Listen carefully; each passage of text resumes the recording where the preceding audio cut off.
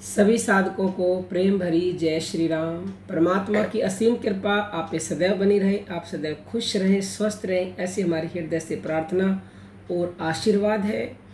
आज का टॉपिक है कि तीनों शरीरों को स्थूल, सूक्ष्म और कारण, इनको विस्तार से समझिए और जीव जो है क्या साथ लेकर आता है, क्या साथ लेकर जाता है। बहुत ही महत्वपूर्ण ये आज का टॉपिक है, ध्यान से सुनेगा। तो चलिए आज के टॉपिक की तरफ चलते हैं। जीव अपने साथ क्या क्या चीज़ें लेकर आता है और क्या क्या लेकर जाता है। जिस समय यह जीव जागृत अवस्था में रहता है उस समय इसकी स्थिति स्थूल शरीर में रहती है। तब इसका संबंध 5 प्राणों सहित 24 तत्वों से रहता है। आकाश, वायु, अग्नि, जल और पृथ्वी का सूक्ष्म भाव रूप 5 महाभूत अहंकार, बुद्धि, मन, त्रिगुणमयी मूल प्रकृति, कान, त्वचा, आँख, जीभ, नाक, यह 5 ज्ञानेंद्रियां हैं। वाणी, हाथ, पैर, उपस्थ और गुदा, यह 5 कर्मेंद्रियां एवं शब्द, स्पर्श, रूप, रस और गंध, यह 5 इंद्रियों के 5 विषय गीता के अध्याय 13 के श्लोक नंबर 5 में हैं। यही 24 तत्व हैं। इन तत्वों का निरूपण करने वाले आचार्यों ने प्राणों को इसलिए अलग नहीं बताया कि प्राण वायु का ही भेद है। जो 5 महाभूतों के अंदर आ चुका है, योग, सांख्य, वेदांत आदि शास्त्रों के अनुसार प्रधानतः तत्व 24 ही माने गए हैं। प्राण वायु के अलग मानने की आवश्यकता भी नहीं है। भेद बताने के लिए ही प्राण, अपान, समान, व्यान, उदान नामक वायु के 5 रूप माने गए हैं। स्वप्न अवस्था में जीव की स्थिति सूक्ष्म शरीर में रहती है। सूक्ष्म शरीर में 17 तत्व माने गए हैं। 5 प्राण, 5 ज्ञानेंद्रियां, उनके काल रूप 5 सूक्ष्म तन्मात्राएं तथा मन और बुद्धि, यह 17 तत्व हैं। कोई आचार्य 5 सूक्ष्म तन्मात्राओं की जगह 5 कर्मेंद्रियां लेते हैं। 5 तन्मात्रा लेने वाले कर्मेंद्रियों को ज्ञानेंद्रियों के अंतर्गत मानते हैं और 5 कर्मेंद्रियां मानने वाले 5 तन्मात्राओं को उनके कार्य रूप ज्ञानेंद्रियों के अंतर्गत मान लेते हैं। किसी तरह भी माने, अधिकांश मनुष्यों ने तत्व 17 ही बताए हैं। कहीं इनका ही कुछ विस्तार और कहीं कुछ संकोच कर दिया गया है। इस सूक्ष्म शरीर के अंतर्गत 3 कोष माने गए हैं: प्राणमय कोष, मनोमय कोष और विज्ञानमय कोष। सब 5 कोष हैं, जिनमें स्थूल देह तो अन्नमय कोष है। यह 5 भौतिक शरीर 5 भूतों का भंडार है। इसके अंदर के स्थूल शरीर में पहला प्राणमय कोष है, जिसमें 5 प्राण हैं। उसके अंदर मनोमय कोष है, इसमें मन और इंद्रियां हैं। उसके अंदर विज्ञानमय बुद्धि रूप कोष है, इसमें बुद्धि और 5 ज्ञानेंद्रियां हैं। यही 17 तत्व हैं। स्वप्न में इस सूक्ष्म रूप का अभिमानी जीव ही पूर्व काल में देखे सुने पदार्थों को अपने अंदर सूक्ष्म रूप से देखता है। जब इसकी स्थिति कारण शरीर में होती है, तब अव्याकृत माया प्रकृति रूप एक तत्व से इसका संबंध रहता है।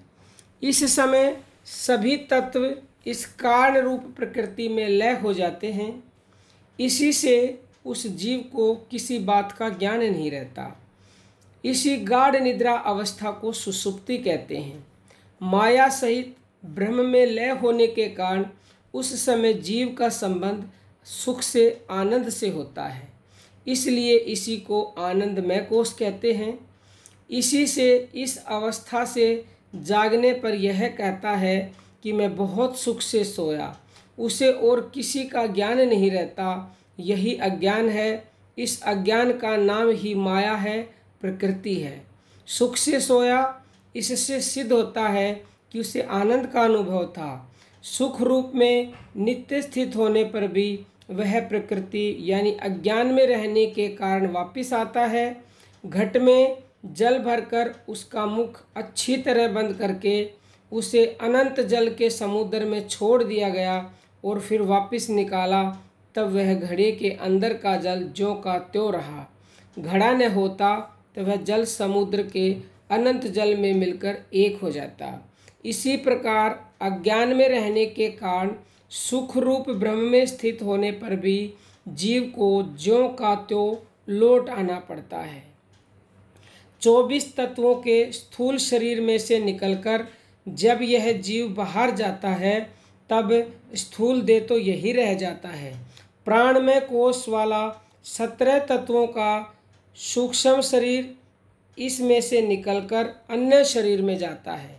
भगवान ने कहा है गीता अध्याय 15 के श्लोक नंबर 7 और 8 में, इस देह में यह जीवात्मा मेरा ही सनातन अंश है और वही इन त्रिगुणमयी माया में स्थित पांचों इंद्रियों को आकर्षित करता है। जैसे गंध के स्थान से वायु गंध को ग्रहण करके ले जाता है, वैसे ही देह आदि का स्वामी जीवात्मा भी जिस पहले शरीर को त्यागता है उससे मन सहित इन इंद्रियों को ग्रहण करके फिर जिस शरीर को प्राप्त होता है उसमें जाता है। प्राण वायु ही उसका शरीर है। उसके साथ प्रधानता से 5 ज्ञानेंद्रियां और छठा मन यानी कि अंतःकरण जाता है। इसी का विस्तार 17 तत्व है। यही 17 तत्वों का शरीर शुभाशुभ कर्मों के संस्कार के सहित जीव के साथ जाता है। यहाँ यह शंका बाकी रह जाती है कि श्रीमद् भगवत गीता के 2वें अध्याय के 22वें श्लोक में कहा गया है कि जैसे मनुष्य पुराने वस्त्रों को त्याग कर दूसरे नए वस्त्रों को धारण करता है, वैसे ही जीवात्मा पुराने शरीरों को त्याग कर दूसरे नए शरीरों को प्राप्त करता है। इसका यदि यह अर्थ समझा जाए कि इस शरीर से वियोग होते ही जीव उसी क्षण दूसरे शरीर में प्रवेश करता है, तो इससे दूसरा शरीर पहले से ही तैयार होना चाहिए।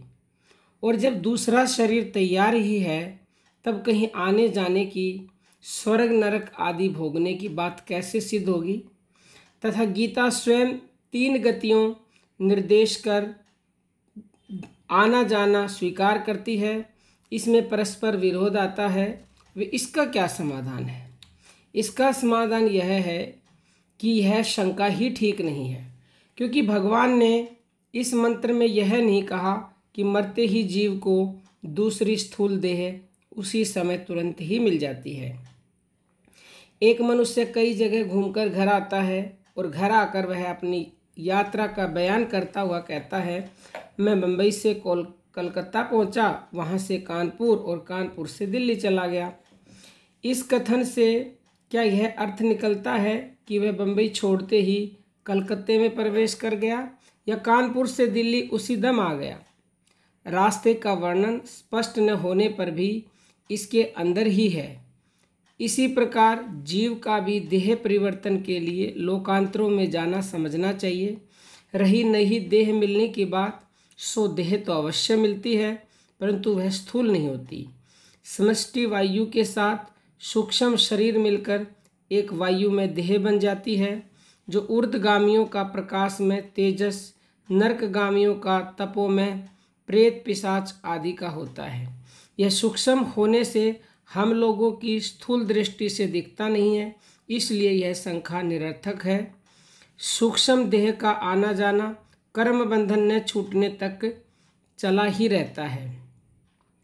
प्रलय में भी हमारा सूक्ष्म शरीर होता है। प्रलय काल में भी जीवों के यह 17 तत्वों के शरीर ब्रह्म के समिष्ट सूक्ष्म शरीर में अपने अपने संचित कर्म संस्कारों सहित विश्राम करते हैं और सृष्टि के आदि में उसी के द्वारा पुनः इसकी रचना हो जाती है। गीता अध्याय 8 श्लोक नंबर 18 में महाप्रलय में ब्रह्मा सहित समष्टि वष्टि संपूर्ण सूक्ष्म शरीर ब्रह्मा के शांत होने पर शांत हो जाते हैं। उस समय एक मूल प्रकृति रहती है जिसको अव्याकृत माया कहते हैं। उसी महाकारण में जीवों के समस्त कारण शरीर अभ्युक्त कर्म संस्कारों सहित अविकसित रूप से विश्राम पाते हैं। सृष्टि के आदि में सृष्टि के आदि पुरुष द्वारा ये सब पुनः रचे जाते हैं। गीता अध्याय 14 के श्लोक नंबर 3-4 में भगवान ने स्वयं कहा है, अर्थात परमात्मा रूप अधिष्ठाता के सकाश से प्रकृति ही चराचर सहित इस जगत को रचती है। इसी तरह यह संसार आवागमन रूप चक्र में घूमता रहता है। गीता अध्याय 9 के श्लोक नंबर 10 में कहा है, महाप्रलय में पुरुष और उसकी शक्ति रूपा प्रकृति, यह दो ही वस्तुएं रह जाती हैं। उस समय अज्ञान से आच्छादित जीवों का ही प्रकृति सहित पुरुष में लय हुआ रहता है। इसी से सृष्टि के आदि में उनका पुनरुत्थान होता है। उम्मीद करते हैं आप इस वीडियो से लाभ उठाएंगे और आपकी समझ में आ गया होगा कि जीव क्या साथ लाता है, क्या लेकर के वह जाता है। तो आदि और कोई भी आपका प्रश्न हो तो वीडियो के नीचे कमेंट बॉक्स में पूछ सकते हैं। यूट्यूब पर और व्हाट्सएप नंबर दिया गया 9958515054 पर पूछ सकते हैं। और ऑनलाइन गुरु दीक्षा लेना चाहते हैं तो भी इसी व्हाट्सएप नंबर पर मैसेज करें। दिल्ली के आगामी शिविर जो कि 21 जुलाई का है गुरु पर्व पर, उसमें आना चाहते हैं तो भी फटाफट मैसेज करें। अब हम अपनी वाणी को विराम देते हैं। जय श्री राम प्रिय भक्तों।